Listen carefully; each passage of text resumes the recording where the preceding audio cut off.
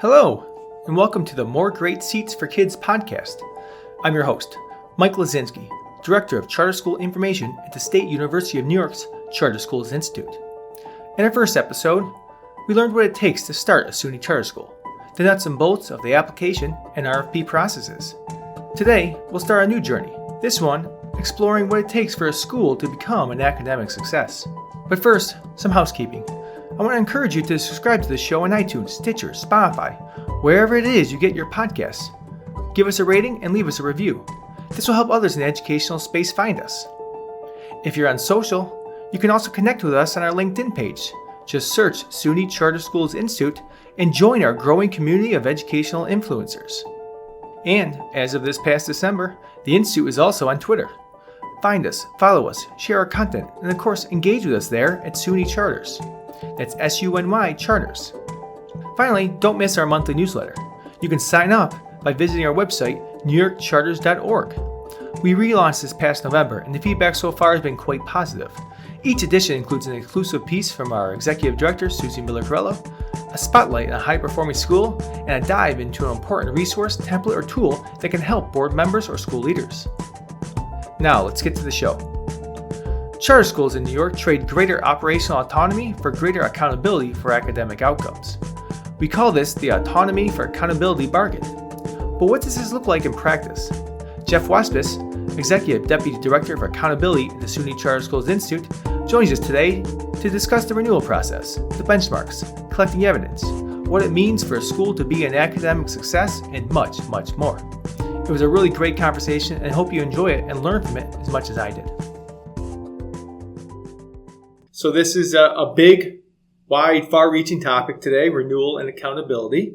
It really gets to the heart of what we do as an authorizer, so I'm happy that you're here to serve as our guide today. Yeah, well, I hope I can say something useful. I'm sure you will. First up, I just want to make sure, though, that listeners have the necessary context for our conversation. So can we just start off with you describing your role at the Institute? Sure. So my role at the Institute, I'm the Executive Deputy Director for Accountability. And that means that I oversee all of the academic functions here at the Institute. So monitoring and evaluation visits that we do to schools during their charter terms to when we come in and look at the program on the grounds with an evaluation team.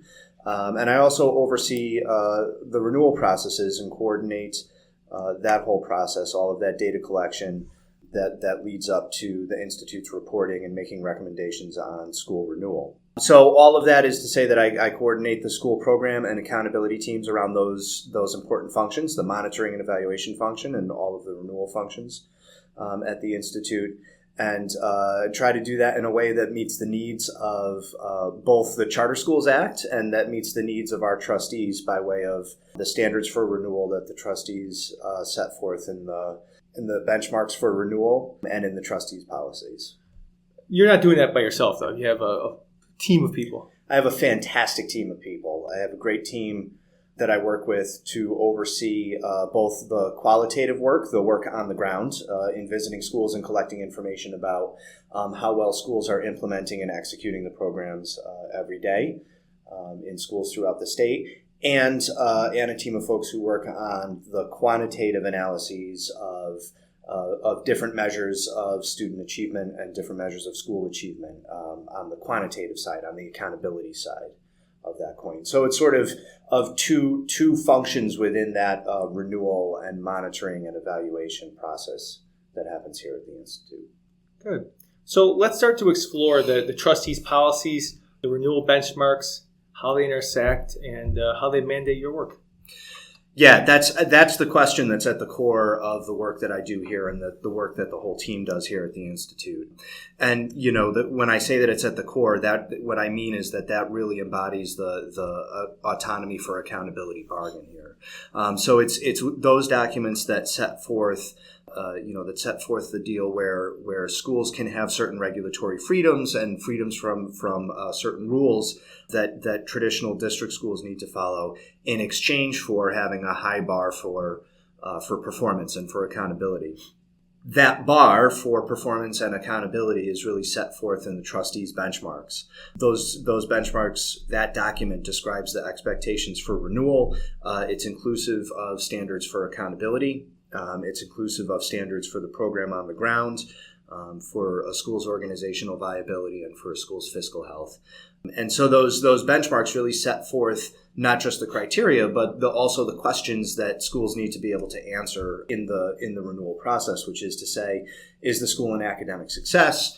Is the organization viable? Is the organization fiscally sound? And finally, are the school's plans for the future reasonable, feasible, and achievable? So we have those four key questions, and those, as well as the trustees' policies, are available on our website, newyorkcharters.org. If you haven't been there, I want to encourage you to visit. But let's just focus, for the sake of this podcast, considering your role, on that first question. Is the school an academic success? What do we mean by that? How do we answer that? So the Charter Schools Act sets forth language that says that charter schools need to meet or exceed student performance standards that are the same as the regions or that are contained in the charter. And so the way the Institute defines, from working from that as its framework, the way the Institute defines an academic success are to set very specific goals around student achievement. Those goals are embodied in the school's charter, and that part of the charter is called the accountability plan. The accountability plan sets forth those student achievement goals in academic subjects, and schools can also opt to include additional goals or additional measures in that accountability plan that describe more of a mission-aligned set of goals and set of measures that would also serve to describe success at the school. So in addition to accountability plans, the academic team at the Institute looks at programs on the grounds. We look at the functions, the systems that are happening within a school on a day-to-day basis, and we do that every so often, either through an accountability monitoring visit or an evaluation visit, we also call those. And we do that at when its charter is going to expire at time for renewal. So in terms of those goals, then we're looking in terms of just the goals such as absolute proficiency in terms of ELA and math, but we're also going beyond that too, not just the absolute numbers. We're also going in terms of our metrics and looking at how schools perform comparatively to other schools. Yeah, so those goals in the accountability plan, we analyze those goals a lot of different ways. So every school that's authorized by SUNY has a set of academic goals for, as you mentioned, ELA, mathematics, science, and there's also a goal for the state's Every Student Succeeds Act, or ESSA plan. Schools that serve high school grades also have goals for high school graduation and have some sort of goal for what students are going to do beyond their high school experience, whether it's college or career or college and career. The way that the Institute works to determine goal attainment or success on each of those goals is that we cut the data apart and look at it a lot of different ways. So, Mike, as you already alluded to, we look at success in absolute terms. We look at, for instance, the extent to which students who are tested at the school perform at or above proficiency on state exams. We look at the extent to which high school students are taking and passing Regents exams, and how the percentage of students who are graduating from high school within 4 years. So those are examples of some of the absolute measures that we use. We also compare some of those performance metrics to things like the local school district, or in the case of elementary and middle schools, we use a more complicated statistical analysis called an effect size to compare the performance of schools to other schools throughout the state that are demographically similar.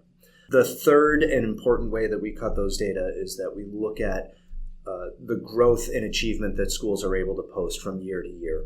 So it's important that all students are able to succeed and achieve, but it's also important that for those schools who are further away from attaining that absolute goal, that they're making progress towards meeting those goals each year. And so we look at the extent to which schools are able to grow the performance of students year over year. But yeah, those are three important ways that we try to cut the data under each goal area, is to look at absolute measures, comparative measures, and measures of school growth. And I think it's obviously really important considering, the demographic that the charter schools are serving for the most part, economically disadvantaged, a lot of times to be able to kind of see that growth that they're actually, the students are showing in those schools. Yeah, looking at those quantitative data, those different ways really helps us to put those data into context and gives us a better hold on being able to tell the story of a school over time. And the fact that we're not just looking at the numbers themselves, but also those qualitative metrics, like you said, they actually go and see how that on-the-ground program looks. It's a really important part of our work to take those quantitative data and those measures of achievement and corroborate that information with what we see on the ground as successful parts of the program. Really derive those parts of the program where that achievement is coming from. And look, the other important part of the work that we do, both by way of analyzing those quantitative data and looking at the programs on the ground, is that we really try and act as a critical friend to the schools that we authorize, which is to say that we appreciate the opportunity to provide the feedback to school leaders and to boards that oversee the schools that we authorize, to say, this is the expectation of the school's performance in terms of what the trustees have set forth. Here's where we see the program in terms of meeting those expectations, and here are some areas where we see that the school can improve in order to continue to make progress towards meeting those expectations. And we hope that our feedback is useful to schools in that continuous improvement process. And how we go about actually analyzing those on-the-ground programs. So the focus of the next couple podcasts that we roll out here over the next couple months, we're going to be doing school evaluation visits, looking into that, as well as diving deeper into those academic benchmarks too. So that's good. Now let's just keep talking renewal though. How do we go about and evaluate and weighing the different qualitative and quantitative metrics? I have to imagine some of these can be circumstance-based. The trustees look at renewal outcomes a couple of different ways. And, starting when a school is brand new and when a school is still in its startup phase, to start a school from the ground up is a really tough job. And, everybody at the Institute really honors the work that folks do when they decide to take on that really monumental task, from the board members who volunteer their time to govern and oversee that whole process to school leaders, other staff members, teachers, and everybody who's involved at the school in getting it up off the ground. And the SUNY trustees recognize what a difficult task that is. And so when a school comes to renewal for the first time, after just a short 5-year period of having a chance to get its legs under itself, the trustees recognize that initial period, that there are challenges to overcome and that things don't always go according to plan. And so to the extent that the trustees emphasize one set of measures or, student achievement measures, test scores and other measures of student academic achievement over the program on the ground, in some cases wouldn't really be a fair measure of how far along the school may have come in overcoming those initial startup challenges. So the first time a school comes to renewal, the trustees look at measures of student achievement and the qualitative information about the program on the ground with somewhat equal measure. And they consider the qualitative data about the program on the grounds with a little more emphasis than they would in the 10th year or the 15th year or even the 20th year. So the first time a school comes to renewal, the trustees will look at the extent to which schools have been able to implement that program as they designed it and as they proposed it in their initial application for the charter school, and weigh that or emphasize that information in their decision making differently than they would early on. And so what that means is they offer, the trustees will, in their policies, have established a few different possible renewal outcomes for that initial term. So the trustees have the option to renew a school for a full term of 5 years. They also have an option to renew a school for a short term of usually 3 years, or at the end of that initial charter term, the trustees also have the option to not renew a school. After that initial charter term, the trustees have put in the policies that schools eligible for subsequent renewals really have two options. The trustees can choose not to renew the school, or they can renew the school for a full term of 5 years. And the reason that those renewal outcomes change in subsequent terms is because by that time, after the school has been operating for 10 or 15 years, it should be past those startup challenges, and it should be operating with fully fleshed out systems in place that really provide school leaders and teachers an opportunity to provide a great education to kids. That's going to show up in all of those measures of student achievement that we talked about earlier. And so the trustees really look to those measures of student achievement as the primary information source for making those renewal decisions. Of course, even in those subsequent years, the Institute is still going to be on the ground in schools and corroborating the information that we see in those measures of student achievement with the information that we see about how things are working on the ground. Again, to be able to tell the fulsome picture of the development of the school. Now, there has been several instances in the past where a board hasn't been able to provide necessary evidence for the institute to make that renewal recommendation, and they've actually handed in their charter, or chose not to pursue renewal, I should say. Like I said, we really recognize the hard work that goes into establishing and starting up and operating a school, and we honor that work by being that critical friend and by being honest and forthright about our analysis of a school program. And when we work with a school on renewal, we see it as our job to take the evidence that the school has presented to us and present that to the trustees in a way that supports a renewal recommendation.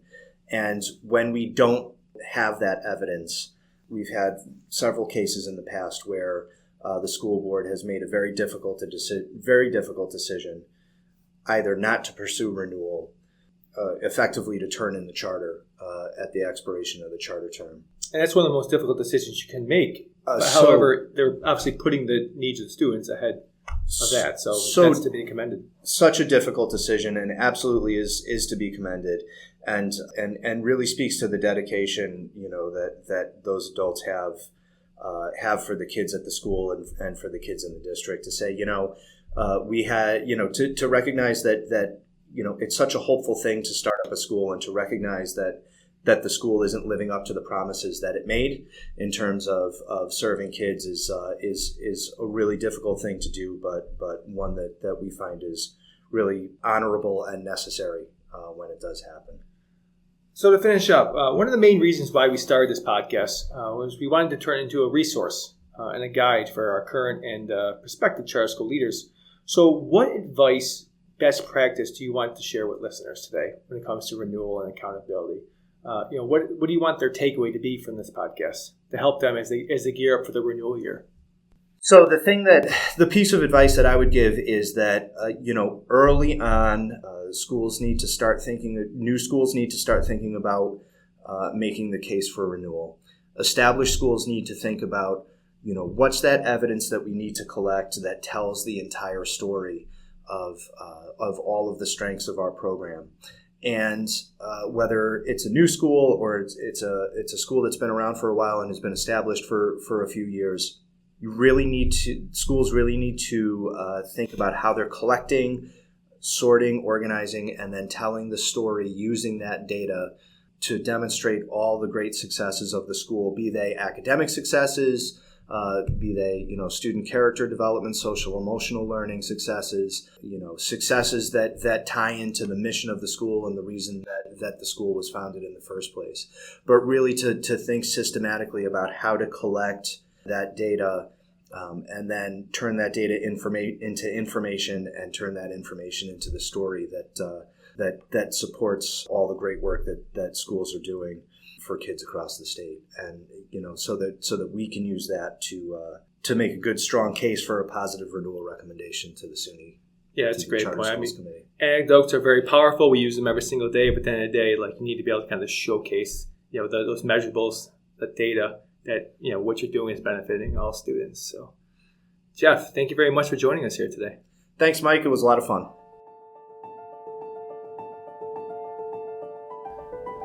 Well, that's all for today's episode. I hope you found it informative. Music was by Lee Rosevere.